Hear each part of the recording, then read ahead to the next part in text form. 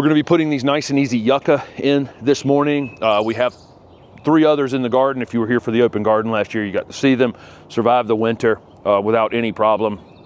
And we will amend the soil somewhat to make sure there's good drainage for them. But other than that, they're fine. I've got a few, they're actually going to slide over this way just a bit. I got a few things I got to get out of the ground for this spot. And then we're just going to work our way down the line here, adding a few tough things to the garden. A few things about planting these Nice and Easy Yucca. You saw they're in the Sunset plant collection containers. We have heavy clay soils, and you can see that in that little close-up planting those 3. It's not as up, it was right up toward the surface, and we've amended this so much over time that we have this nice topsoil layer now. We have this nice humus layer and then a topsoil layer, and then the clay. You know, these 3-gallon plants like this are definitely down there in that clay, and they would prefer not to be. The other thing that happens, keep in mind, if you're gardening up against a hard surface, even though I'm telling you this is a really tough full sun space, and during dry conditions, this is a pretty little brutal spot. But during abnormally wet times, the water actually sheds in the front garden toward the street. And anytime you have a curb or a hard surface like that, water builds up behind it.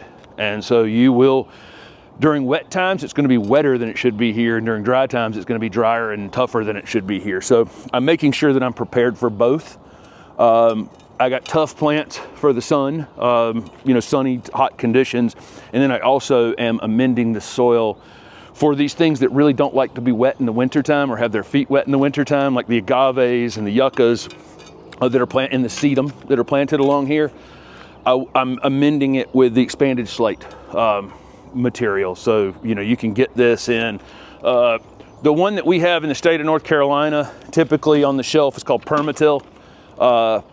And it comes in a bag on the shelf. You probably in your area in the country have some other expanded slate material that you can use. And basically, it's just rock that's put into an oven, and then it's just kind of popped like popcorn, basically. And it creates permanent air structure. It creates structure in the soil that as a place in the soil where there's definitely going to be air for these roots permanently.